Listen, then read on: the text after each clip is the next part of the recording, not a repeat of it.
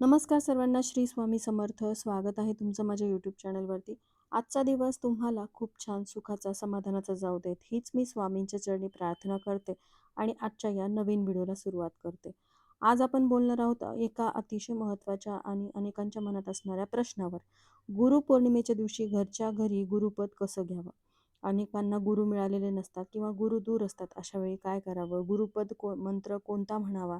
जर घरामध्ये मासिक पाळी सुरू असेल किंवा सुतक असेल तर पूजा करावी की नाही, आणि जे मांसाहार करतात त्यांनी गुरुपद घ्यावं की नाही, या सगळ्या प्रश्नांची उत्तरं आपण आजच्या व्हिडिओमध्ये जाणून घेणार आहोत. त्यासाठी हा व्हिडिओ स्किप न करता शेवटपर्यंत नक्की पहा, कारण शेवटी एक महत्त्वाची गोष्ट मी सांगणार आहे. आषाढ महिन्यातील पौर्णिमेला गुरुपौर्णिमा किंवा व्यास पौर्णिमा असं म्हणतात. महर्षी व्यासांनी वेदांचं विभाजन केलं, महाभारत, पुराण, ब्रह्मसूत्र रचली, म्हणून त्यांना आद्य गुरु मानलं जातं आणि याच दिवशी त्यांचा जन्म झाला असंही मानलं जातं. या दिवशी आपण आपल्या जीवनामध्ये ज्ञान देणाऱ्या, मार्गदर्शन करणाऱ्या गुरूंचं पूजन करतो. गुरु म्हणजे फक्त आध्यात्मिक गुरुच नाही, तर आई, वडील, शिक्षक, जीवनात मार्गदर्शन करणारी कोणतीही व्यक्ती, हे सगळे गुरुस्थानी असतात. पण आजच्या काळामध्ये अनेकांना अजून दीक्षा गुरु मिळालेले नसतात किंवा गुरु शहरापासून, गावापासून दूर असतात. अशा परिस्थितीमध्ये घरच्या घरी श्रद्धेने गुरुपद कसं स्वीकारावं, हे आपण सविस्तर पाहणार आहोत. गुरुपद म्हणजे गुरुतत्वाला, गुरूंच्या ठिकाणी असलेल्या दिव्य ज्ञानशक्तीला मनोभावे स्वीकारणं आणि त्यांच्या प्रती समर्पण भाव व्यक्त करणं. प्रत्यक्ष दीक्षा गुरु उपलब्ध नसतानाही आपण आपल्या मनातील गुरुतत्वाला, इष्टदेवतेला किंवा ज्या सद्गुरूंवर आपली श्रद्धा आहे त्यांना गुरुस्थानी मानून पूजा करू शकतो. शास्त्रात असं सांगितलं आहे की श्रद्धा आणि भाव हेच खरं महत्त्वाचं असतं, बाह्य आडंबर नव्हे. आपल्या सर्व स्वामी भक्तांसाठी तर गुरुपौर्णिमा म्हणजे एक मोठा उत्सव म्हणजेच पर्वणीच असते.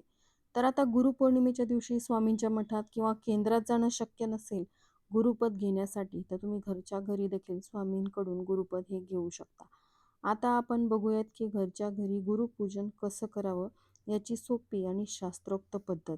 सर्वप्रथम गुरुपौर्णिमेच्या दिवशी सकाळी लवकर उठायचं आहे. उठल्यानंतर घराची स्वच्छता करायची आहे, स्वच्छ स्नान करायचं आहे आणि सगळ्यात अगोदर आपल्याला देवघरातील देवांची पूजा करायची आहे. घरातील एक स्वच्छ शांत जागा निवडायची आहे किंवा देवघरासमोरही तुम्ही जागा स्वच्छ करून तिथे चौरंग किंवा पाट मांडू शकता. त्यावरती स्वच्छ वस्त्र अंथरायचं आहे. तुमच्याकडे असलेल्या महाराजांचा फोटो किंवा मूर्ती किंवा पादुका असतील तर त्या ठेवायच्या आहेत, आणि गुरु नसतील तर पुढीलपैकी कोणतंही एक प्रतीक तुम्ही ठेवू शकता. म्हणजे तुमच्याकडे जर महाराजांचा फोटो नाहीये, मूर्ती नाहीये, तर तुम्ही इष्टदेवतेची मूर्ती किंवा प्रतिमा ठेवली तरी सुद्धा चालेल. ज्याच्यावर तुमची श्रद्धा आहे त्या इष्टगुरूची प्रतीक किंवा मूर्ती तुम्ही पूजेमध्ये ठेवू शकता. कारण केवळ एक पवित्र दीपज्योत किंवा ओंकार चिन्ह याला गुरुतत्व मानूनही पूजा करता येते. त्यानंतर पूजेसाठी आपल्याला काय साहित्य घ्यायचं आहे, तर हळदी, कुंकू, अक्षदा, फुलं, अगरबत्ती, निरांजनी, दिवा, नैवेद्यासाठी महाराजांच्या आवडीचा लाडू किंवा महाराजांच्या आवडीचे पदार्थ, पाण्याने भरलेला कलश आणि शक्य असल्यास महाराजांसाठी वस्त्र किंवा उपरणं, आणि फोटो ठेवणार असाल तर त्याची गरज नाही. आता ज्यांना शक्य आहे त्यांनी गुरुपौर्णिमेच्या दिवशी महाराजांकडून गुरुपद घेण्यासाठी केंद्रामध्ये किंवा जवळच्या मठामध्ये जावं. ज्यांना तिथे जाणं शक्य नाही त्यांनी घरच्या घरी महाराजांच्या फोटोसमोर किंवा मूर्तीसमोर गुरुपद घेतलं तरी चालेल. तुमच्याकडे जी कोणती महाराजांची मूर्ती असेल, दत्तगुरूंची मूर्ती असेल, दत्तगुरू महाराजांचा फोटो असेल किंवा स्वामी समर्थ महाराजांचा फोटो असेल, तो फोटो तुम्ही एका चौरंगावरती ठेवू शकता.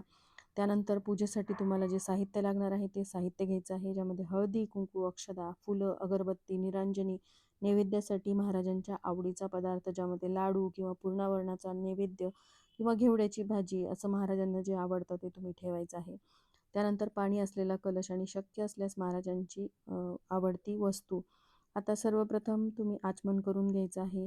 दिवा आणि अगरबत्ती लावायची आहे. गुरूंच्या प्रतिमेसमोर किंवा प्रतीकासमोर हात जोडून तुम्हाला सर्वप्रथम प्रार्थना करायची आहे, ज्यामध्ये तुम्हाला ओमचा उच्चार करून मनातील अहंकार आणि अज्ञान दूर करण्याची प्रार्थना करायची आहे. हळदी, कुंकू, अक्षदा, फुलं अर्पण करायची आहेत. निरांजनीने ओवाळायचं आहे. महाराजांना नैवेद्य अर्पण करायचा आहे आणि त्यानंतर आपल्याला साष्टांग नमस्कार करून मनातील संकल्प बोलायचा आहे आणि कृतज्ञता व्यक्त करायची आहे. आता महाराजांना गुरुपद देण्यासाठी किंवा महाराजांकडून गुरुपद घेण्यासाठी आपल्याला काय करायचं आहे, तर महाराजांचा फोटो असेल तर फोटोसमोरच तुम्हाला महाराजांकडून गुरुपद घ्यायचं आहे.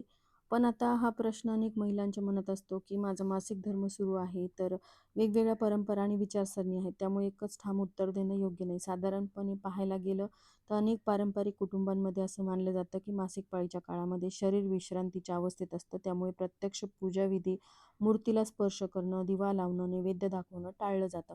या काळामध्ये स्त्रीने विश्रांती घ्यावी असा मूळ हेतू या प्रथेमागे होता. जर पाळी सुरू असेल तर प्रत्यक्ष पूजा करता जरी नाही आली तरी गुरुचं मानसिक स्मरण म्हणजे तुम्ही महाराजांचा श्री स्वामी समर्थ या षडाक्षरी मंत्राचा जप करू शकता. मनातल्या मनात मंत्र जप करा. महाराजांप्रती कृतज्ञता व्यक्त करणं यात कोणतीही आडकाठी नसते. भक्ती आणि श्रद्धा ही बाह्य क्रियेवर अवलंबून नसते. आता आजच्या काळामध्ये अनेक कुटुंबामध्ये आणि पंथामध्ये असंही मानलं जातं की मन शुद्ध असेल तर शारीरिक अवस्थेचा अडथळा येत नाही आणि स्त्रिया या काळातही पूजा करू शकतात. त्यामुळे आपल्या आपल्या घरातील परंपरा आणि गुरूंचे मार्गदर्शन किंवा स्वतःच्या श्रद्धेनुसारच निर्णय घ्यावा. आणि जर प्रत्यक्ष पूजा शक्य नसेल तर आधी सांगितल्याप्रमाणे मानसिक जप आणि नमस्कार देखील पुरेसा आहे. जर घरामध्ये सुतक किंवा घरामध्ये जन्म आणि मृत्यू झाल्यानंतर पाळला जाणारा अशुद्धतेचा काळ हा साधारणपणे 10 ते 13 दिवसाचा मानला जातो. पण कुटुंबानुसार आणि जातीनुसार हा कालावधी वेगळा असू शकतो. सूतक काळामध्ये आपण पुढील गोष्टी टाळतो, ज्यामध्ये देवपूजा, मूर्तीपूजन, शुभकार्य, धार्मिक विधी, मंदिरात जाणं.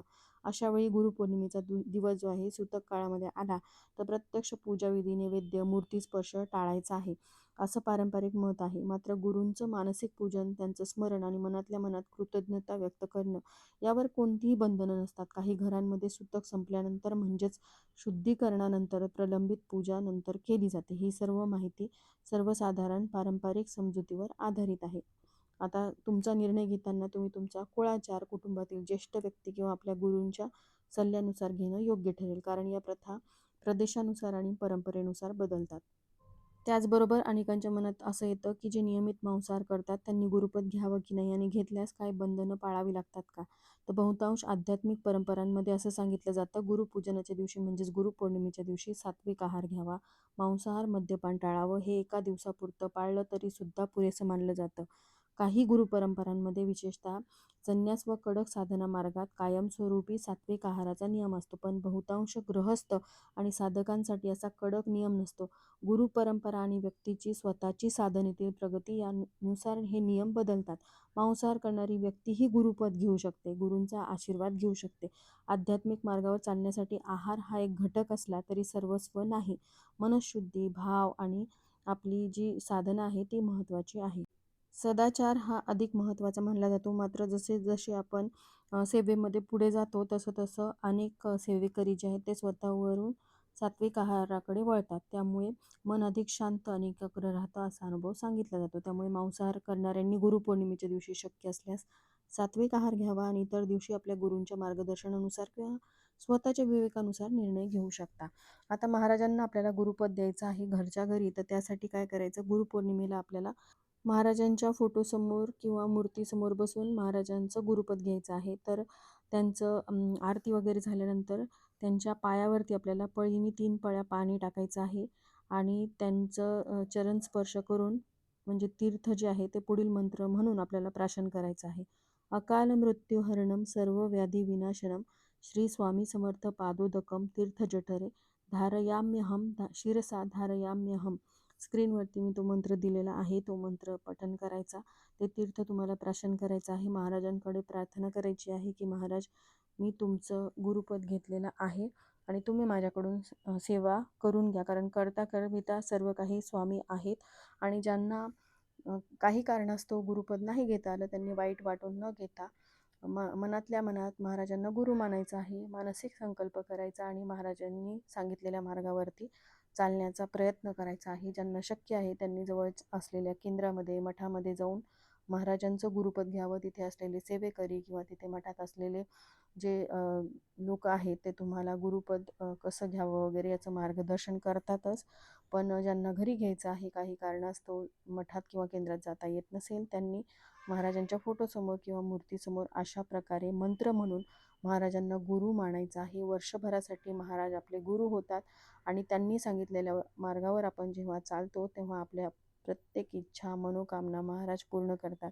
आणि कधी कधी इच्छा, मनोकामना पूर्ण नाही झाल्या तरी मनामध्ये कुठलाही म्हणजे वाईट वाटून न घेता तुम्हाला महाराजांची सेवा निरंतर करत राहायची आहे. काही गोष्टी मनासारख्या नाही झाल्या तर महाराजांची इच्छा असं समजून तुम्ही पुढे सेवा जी आहे ती सुरू ठेवायची आहे. तर अतिशय छोटीशी माहिती होती जी मला तुमच्यापर्यंत शेअर करायची होती. व्हिडिओ आवडला असेल तर लाईक, शेअर, सबस्क्राईब करा. हाईप बटनलाही प्रेस करा जेणेकरून हा व्हिडिओ जास्तीत जास्त लोकांपर्यंत शेअर होईल. भेटूया तशाच एका नवीन आणि महत्त्वपूर्ण व्हिडिओसोबत. धन्यवाद. श्री स्वामी समर्थ.